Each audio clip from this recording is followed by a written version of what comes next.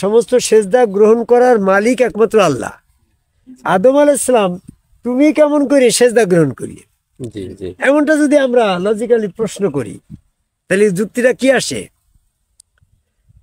আদম যদি বলে যে ফেরেশতারা সেজদা করেছে আমাকে কেবলা করে আল্লাহকে, তো সেক্ষেত্রে আদমের যে চেহারাটা ছিল ওটা স্বয়ং আল্লাহরই চেহারা। আল্লাহর চেহারার পরে সেজদা দিয়েছে, ওটা তো আমার চেহারার পরে সেজদা করেনি। সেজদার মালিক চেহারার মালিক আল্লাহ, সেজদার মালিকও আল্লাহ। সেজদারা আদমকে কেবলা করে আল্লাহকে সেজদা করেছে, এই জন্য ওই সেজদাটা শিরক হয় নাই। আর এটা যদি আদমকে সেজদা করতো তাহলে ওটা শিরক হয়ে যেত। সেক্ষেত্রে আল্লাহ পাক আল্লাহ ছাড়া সেজদা হারাম। ওই আয়াত অস্বীকার করার কারণে ফেরেশতারা আর বেহেশতের ভিতরে থাকতে পেত না, তারা বেহেশত থেকে বহিষ্কৃত হতো। আমরা এটা প্রমাণ করলাম বা এটা বুঝতে পারলাম যে সেজদা গ্রহণ করেছে আল্লাহ। যদি আদম সেজদা গ্রহণ করতো তাহলে আদম অপরাধী হয়ে যেত। যেমনটি ভাবে আল্লাহ সেজদা গ্রহণ করার মালিক একমাত্র আল্লাহ। ফেরেশতার সেজদা করলো কি মানুষের সেজদা করলো কি জিনের সেজদা করলো এটা বড় বিষয় নয়, সেজদা গ্রহণ করলো কে। যদি সেজদা গ্রহণ করে থাকে আদম, সেটা ফেরেশতার সেজদা গ্রহণ করলেও আদম অপরাধী হয়ে যাবে এবং সেক্ষেত্রে আল্লাহ পাকের আয়াত মিথ্যা হয়ে যাবে। এজন্য সেজদা আদমকে করে নাই, আদমকে কেবলা করে সেজদা করছে আল্লাহ। আদমকে কেবলা করার প্রয়োজনটা ছিল কি সুজন? আদমকে কেবলা করার প্রয়োজন ছিল এই জন্য যে আদমকে আল্লাহর প্রতিনিধি তৈরি করা হবে। আল্লাহর প্রতিনিধিকে সেজদার মাধ্যমে সেটা প্রতিষ্ঠিত করা লাগবে। তো সেজদা করতে গিয়ে আদমকে খেলাফত প্রতিষ্ঠিত করতে গেলে সেজদা দেওয়ার প্রয়োজন, আর সেজদা দিতে গিয়ে সেজদা শিরক মুক্ত হওয়া প্রয়োজন। আর শিরক মুক্ত রাখার জন্য আল্লাহ পাক নিজের চেহারায় আদম তৈরি করলো। আল্লাহ নিজ সুরতে আদম তৈরি করলো। সূরা ইনফিতরের 6-7 নম্বর আয়াত, ফি ফা সাওয়াকা ফা আদালাকা ফি আইয়ুসরা। তো আল্লাহ নিজ রূপে মানুষ তৈরি করে সেখানে যদি নিজের চেহারাটা যদি মানুষকে রেজিস্টার দলিল করে হস্তান্তর করে মালিকানা সত্ত্ব দিয়ে দিত, তাও কিন্তু ওই চেহারায় সেজদা দিলি ওই সেজদার আদম পেয়ে যেত। এই জন্য আল্লাহ এখানে আর নিজের চেহারা আদমকে দিল কিন্তু মালিকানা হস্তান্তর করে দিল না, ওটা আমানত স্বরূপ দিল। মালিকানা আল্লাহর হাতেই থাকলো। তাই সূরা আহজাবের 72 নম্বর আয়াতে বলছে আল্লাহ মানুষকে আমানত স্বরূপ দিয়েছে। এই যে আমানতটা হচ্ছে আল্লাহ পাকের চেহারাটা, এই চেহারার মর্যাদা যদি কেউ রক্ষা করতে না পারে সে আহাম্মক, সে অতিশয় ক্ষতিগ্রস্ত। তাই আল্লাহ পাকের চেহারা আদমকে দিয়েছিল। এই জন্য আল্লাহর চেহারা আল্লাহ পাকের চেহারার পরেই ফেরেশতারা সেজদা দিছিল। আল্লাহ পাক আদম তৈরির ক্ষেত্রে নিজ রূপে আদম তৈরি করার পরে সূরা সাদের 72 নম্বর আয়াত, যখন আদমকে আল্লাহ পাকের আকৃতির সমান সমান করে, সাওয়া মানে সমান সমান করা, এই সমান সমান করার অর্থ হচ্ছে সূরা বাকারা 6 নম্বর আয়াতে বলছে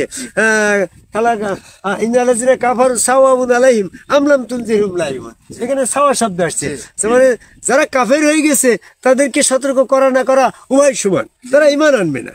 তাহলে এখানে সাওয়া শব্দ আসছে। আর সূরা ইনফিতরের 6 নম্বর আয়াতে 7 নম্বর আয়াতেও সাওয়া শব্দ আসছে এবং সূরা সাদের 72 নম্বর আয়াতেও সাওয়া শব্দ। সাওয়া মানে কি সমান সমান।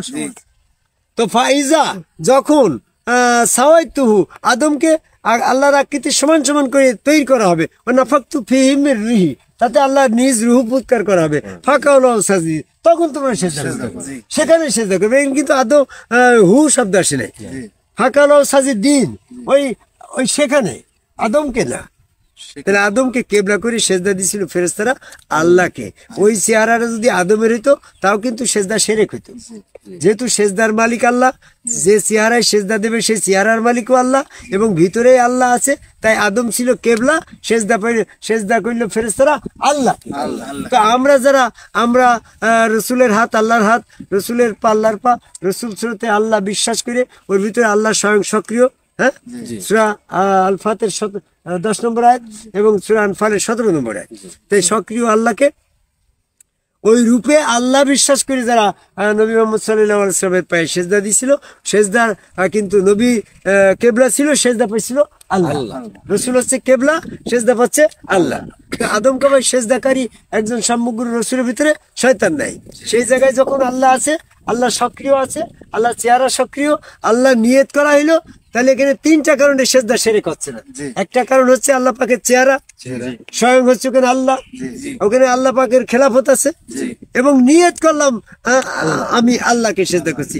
ইন্নামাল আমানু বিন্নিয়াত, কর্মের ফলাফল তো নিয়তের পরে নিবে। তো যেমন কাবা ঘরকে সামনে কেবলা করে সেজদা করছি আমি আল্লাহকে, নিয়ত করছি আমি কাবাকে সেজদা করছি না, সেজদা করছি আল্লাহকে। তো নিয়তের খবর তো আল্লাহ জানে। ওই নিয়তের খবর যখন আল্লাহ জানে, ওই সেজদা আল্লাহ বরাবর চলে যাচ্ছে, ওটা শিরক হচ্ছে না, ওটা আল্লাহ পাচ্ছে, ওটা বৈধ সেজদা। তো ঠিক যখন রসুল কাবাই আল্লাহকে, আদম কাবাই আল্লাহকে সেজদা করছি, তখন আমি নিয়ত করছি যে আমি ওই স্রোতে আল্লাহকে সেজদা করছি। এই নিয়তের খবর তো আল্লাহ জানে। তাহলে ওইটা যদি আল্লাহ জানে আর ওইটা যদি আল্লাহর কাছে পৌঁছে যায়, ওইটা যদি শিরক না হয়, কাবা ঘরের সামনে সেজদা করি নিয়ত করে আল্লাহকে সেজদা করছি, ওটা যদি শিরক না হয়, হ্যাঁ, রসুল স্রোতে আদম কাবাই আল্লাহকে যদি সেজদা করা হয়, তা নিয়ত করা যদি হয়, তো আমি আল্লাহকে করছি, তাহলে এই সেজদাও নিয়তের কারণে আল্লাহর কাছে চলে যাবে। এটা অবৈধ সেজদা, অবৈধ সেজদা নয়। যারা এখন আদম কাবাই সেজদাকারী নয়, তাদের জন্য আমি আহ্বান করি যে যার যার গুরু তার রসুল, রসুল সুরতে আল্লাহ বিশ্বাসে সেজদা ভক্তি, এটাই মুক্তির পথ। নিরাকারের সেজদাটা বন্ধ হয়ে গেছে, আকারে সেজদা আদম সুরতে সেজদাটা চালু আছে। এই সেজদা না করে যারা মৃত্যুবরণ করবে, তারা নিরাকারের সেজদা করে করে বলি, এই নিরাকারের সেজদার এই বাতিল টিকিট ইবলিসের পকেটেও ছিল, কিন্তু ইবলিস ওই সেজদার নিরাকারের সেজদার টিকিট দিয়ে জান্নাতে টিকতে পারে না, জান্নাত থেকে বহিষ্কার হয়ে যায়। আর ফেরেশতারা নিরাকারে সেজদার টিকিট তাদের ছিল, কিন্তু ওটারে বন্ধ করে দিয়ে যখন তাদেরকে নির্দেশ করলে আদমকে সেজদা করো, তখন তারা যদি নিরাকারের সেজদার টিকিটটা রেখে দিয়ে আদম সেজদা না করতো, তাও তারা কিন্তু ইবলিসের অনুসরণে জান্নাত থেকে বহিষ্কার হয়ে যেত। কারণ নিরাকারের সেজদার টিকিটটা তো বাতিল হয়ে গেছে। বাতিল হওয়ার কারণে তাদেরকে আদম কাবাই সেজদার নির্দেশনা নাম উল্লেখ করা হয়েছে। এজন্য এখন আমরা যারা আল্লাহকে সেজদা করছি, ধারণা কল্পনা অনুমান করে নিরাকারে আল্লাহকে সেজদা করছি, ওটা বাতিল হয়ে গেছে। এখন আদম কাবাই আল্লাহকে সেজদার পথটা চালু রয়েছে।